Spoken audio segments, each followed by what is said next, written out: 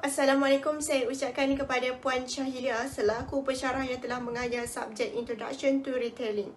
Pertama sekali, terima kasih kerana telah memberi peluang kepada saya dan rakan-rakan untuk membentangkan sedikit sebanyak pembentangan akhir kami yang bertajuk pengurusan kedai atau lebih dikenali sebagai store management. Di sini saya akan memperkenalkan diri saya. Nama diberi Nordini Felicia binti Zainuddin. Nombor pendaftaran 03 DPR 20F2058. Saya bersama 3 orang lagi rakan saya iaitu Nur Akilah Auni binti Zul Asri, Nur Alatira binti Abdul Qadir dan Nur Amirah binti Johari. Dalam slide ini pula saya akan menceritakan sedikit sebanyak tentang nama kedai yang telah dipilih. Kami telah memilih kedai hadiah sebagai tajuk dalam tugasan pembentangan akhir ini. Kedai hadiah yang dipilih bernama MM Gift Shop dan dimiliki oleh seorang wanita yang dibantu oleh ibunya. MM Gift Shop telah mendapat perhatian dan menjadi pilihan kami kerana lokasi kedai yang mudah dan dekat dengan Polimas memudahkan urusan kami untuk bertemu ramah dengan pemiliknya. Dalam slide ini pula saya akan membentangkan sedikit sebanyak tentang latar belakang MM Gift Shop.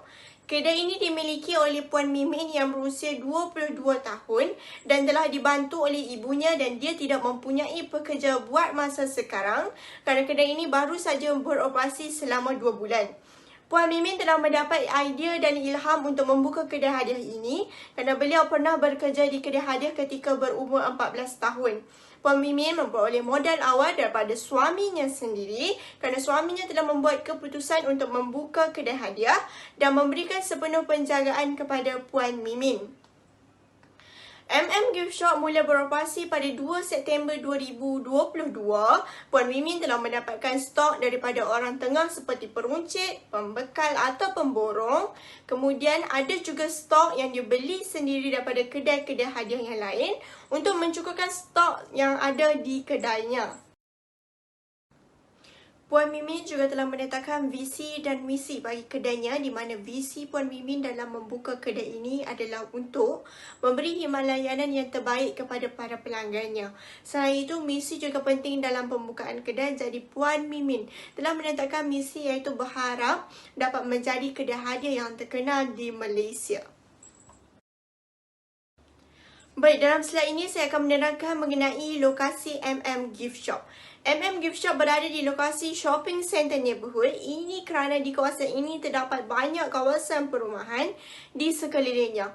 Bahkan ada juga peruncit lain yang berniaga di kawasan ini seperti Pizza Hut, Guardian dan Watson. Puan Mimin memilih kawasan yang strategik dan beliau memberitahu bahawa kos sewa yang ditanggung juga agak rendah. MM Gift Shop beralamat di lot 33 Jalan Industri Darul Aman 1, kawasan perindustrian Bandar Darul Aman, Jitra, Kedah. Hai, saya Nur Alatira binti Abdul Qadir, nombor metrik 03 DPR 20F2028. Saya akan teruskan dengan soalan iaitu mengapa pemilik MM Gift Shop memilih lokasi ini. Pemilik kedai ini iaitu Puan Mimin memilih lokasi ini kerana tiada persaingan dan ia juga mempunyai banyak sasaran pelanggan kerana berdekatan dengan institusi pengajian dan kawasan perumahan. Ia juga mudah untuk menarik minat ramai pelanggan. Seterusnya, adakah lokasi ini mudah untuk dikunjungi oleh pelanggan? Lokasi ini mudah untuk dikunjungi oleh semua pelanggan kerana lokasi ini berada di tempat yang strategi dan lokasi ini juga mempunyai kemudahan seperti parking kereta yang banyak dan luas. Kedai ini juga berada di kawasan yang berdekatan dengan institut pengajian dan kawasan perumahan. Kawasan perdagangan MM Gift Shop. MM Gift Shop menggunakan kaedah primary trade area iaitu kawasan yang berdekatan dengan kedai lain dan mempunyai sasaran pelanggan yang tinggi. Ia juga dapat menarik 50% hingga ke 70% pelanggan dari kawasan Jitra. Kedai ini baru beroperasi dan tidak dapat lagi menarik pelanggan dari luar kawasan Jitra. Susun atur atau reka bentuk yang digunakan oleh MM Gift Shop. Gift Shop menggunakan susun atau grid layout yang mudah untuk memperagakan produk di rak-rak dan dapat memperagakan lebih banyak produk di kedai tersebut. Susun atur ini juga sesuai untuk peruncit kecil seperti Gift Shop ini. Terima kasih Ali atas pembentangan sebentar tadi. Sebelum saya menyambung mengenai slide saya ingin mengucapkan ribuan terima kasih kepada Puan Nushailia, iaitu pensyarah kepada subjek Introduction to Retailing, telah memberikan peluang kepada saya dan rakan-rakan untuk melakukan pembentangan tentang projek kami, iaitu memilih kedai NF Gift Shop sebagai tajuk pembentangan pada hari ini. Sebelum saya memulakan pembentangan, izinkan saya memperkenalkan diri. Nama diberi Nur Aqilah Awni binti Zulastri. Nombor pendaftaran 03 DPR 20F20119, dan saya akan menyambung, iaitu adakah dengan sesuatu tersebut ianya berkesan untuk aliran pelanggan? Ya, sebagai pelanggan saya bersetuju kerana ianya memudahkan pelanggan untuk mencari produk yang mereka inginkan. Contohnya, sekiranya pelanggan tersebut ingin membelikan buket, mereka akan dapat melihat buket yang sedia ada, ataupun mereka juga dapat mengubah suai dan custom mengikut cita rasa mereka terhadap buket tersebut. Okey, selain itu, ia juga dapat memudahkan pelanggan untuk membuat pembelian secara cepat, di mana jika sesuatu buket yang telah menepati cita rasa mereka, berkemungkinan mereka ingin membeli buket tersebut kerana telah memenuhi cita rasa dan tema yang mereka ingin. Sekali, dengan sesuatu tersebut, ianya dapat menunjukkan kepada pelanggan tentang produk lain yang dijual. Contohnya, di sini kita dapat melihat berkemungkinan akan berlakunya proses pembelian tak dirancang, yang di mana pelanggan hanya ingin membuat pembelian terhadap buket saja, tetapi bila mereka melihat cenderan hati kecil seperti mug, kitchen, phone stand yang comel-comel, mereka akan membuat pembelian yang tak dirancang terhadap produk yang tidak ingin mereka beli pada mulanya. Jadi saya akan beralih pula kepada slide seterusnya, iaitu mengenai peragaan visual. Peragaan visual digunakan oleh MFG Shop. Okey, sebab itu saya akan menceritakan apa itu peragaan visual. Peragaan visual di mana ia untuk mempersembahkan sebuah kedai dan barang niaga yang dijual dengan cara untuk menarik perhatian pelanggan untuk membuat pembelian. Seperti gambar yang kita lihat, MFG Shop menggunakan peragaan visual skala gondola yang di mana ia mudah untuk dipasang dan diubah suai. Selain itu juga, dengan adanya gondola ini, ia dapat memperagakan lebih banyak produk yang di mana dalam brok yang disediakan oleh dalam gambar kami sediakan ini, bukan saja susunan atur untuk buket, malah susun atur untuk produk lain seperti mug, cenderan hati kecil yang disusun dalam satu rok yang sama. Dengan peragaan visual secara gondola, ianya dapat disusun dengan sangat versatile, yang di mana dalam satu rok yang sama kita dapat mencampur dengan produk yang lain. Produk yang lain-lain jenis. Seterusnya, terdapat pelbagai jenis gondola yang kita ketahui, iaitu Island Gondola, Escape Gondola dan Wall Gondola.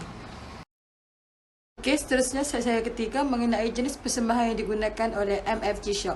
Okey, jadi di sini saya akan menerangkan tentang jenis persembahan yang digunakan oleh MFG Shop, yang di mana persembahan MFG Shop ini menggunakan photo presentation, yang di mana mengapa MFG Shop ini menggunakan photo presentation. Ianya bagi bertujuan supaya dapat memperagakan produk yang dijual sebanyak yang mungkin dan untuk menarik perhatian para pelanggan. Di samping itu juga, secara tidak langsung, pelanggan juga akan tahu produk tersebut dijual oleh MFG Shop sendiri. Dengan ini, proses pembelian akan dibuat secara mudah oleh pelanggan jika mereka memasuki MFG Shop. Seterusnya, slide pernyataan saya mengenai jenis percayaan dalam lampu yang digunakan oleh MFG Shop. Okey, menurut pengurus iaitu Puan Mimin, ia memilih percayaan yang berwarna oranye. Ianya bertujuan untuk membolehkan produk yang ditawarkan oleh MFG Shop, iaitu cenderamata, buket, yang bertujuan untuk membolehkan produk tersebut lebih menonjol dengan adanya pencahayaan secara langsung terhadap produk tersebut. Selain itu juga, dengan pencahayaan yang terbaik, ia juga memberikan kesan romantik dan tenang apabila pelanggan memasuki kedai mereka. Seterusnya, dengan adanya pencahayaan ini, ia yang bertujuan dapat menonjolkan produk itu dengan lebih jelas dan pelanggan senang untuk membuat pembelian apa yang mereka ingini. Akhir sekali, ia juga dapat menggambarkan imej yang baik terhadap produk. Dengan adanya pencahayaan yang mencukupi, pelanggan senang untuk membuat pembelian terhadap produk yang mereka ingini. Itu sahaja pembentangan saya pada hari ini dan rakan saya akan menyambung pada slide seterusnya. Sekian, terima kasih. Assalamualaikum dan hai, nama saya Nur Amira binti Johari. Nombor pendaftaran saya 03DPR 20F2061. Jadi saya akan menerangkan muzik yang dimainkan oleh Gift Shop. Gift Shop memilih untuk memainkan muzik yang tidak terlalu kuat dan tidak terlalu perlahan supaya ia tidak mengganggu perhatian pelanggan. Pemilihan muzik seperti ini juga dapat memudahkan komunikasi antara penjual dan pembeli. Malah, pelanggan juga dapat membuat pembelian dengan tenang. Gift Shop juga memainkan muzik yang tenang supaya dapat memberi kesan kepada tindakan pelanggan. Kerana kajian menunjukkan bahawa memainkan lagu yang tenang dapat mempengaruhi pelanggan untuk berada di dalam kedai dengan lebih lama. Seterusnya ialah saya akan menerangkan wangian yang digunakan oleh Gift Shop. Gift Shop telah menggunakan wangian yang berasaskan bunga supaya kedainya sentiasa berbau segar. Puan Mimin juga berkata bahawa ia dapat memberikan keselesaan kepada pelanggan semasa membuat pembelian di dalam kedainya. Kesimpulannya ialah ia menunjukkan pemilihan lokasi dan pengurusan kedai amat penting sebelum membangunkan sesuatu kedai kerana ia akan memberikan kesan kepada perniagaan pada masa akan datang. Pemilihan kedai yang strategik dapat menarik perhatian pelanggan. Persekitaran yang selesa juga dapat melambangkan imej sesuatu kedai. Akhir kata, kami ingin mengucapkan jutaan terima kasih kepada pemilik kedai kerana telah bersetuju untuk bekerjasama bagi menjayakan tugasan kami. Kami juga berharap dengan adanya tugas seperti ini, ia dapat menambah lagi keyakinan dan kebolehan untuk berkomunikasi. Range harga yang you letak dekat bawah you berapa? Paling murah berapa? Paling murah nak tengok banyak jenis. Yang paling murah tu mesti satu wish card macam RM1. Lepas tu ada mak sekali tulen RM6.5. Lepas tu paling mahal tak ada. Ikut customer punya budget. Kalau dia kata dia nak buat sampai 300 punya bukit, saya buat jugalah. Oh, yang macam colour Bukit Mani tu kan? Bukit Mani ke apa-apa je lah.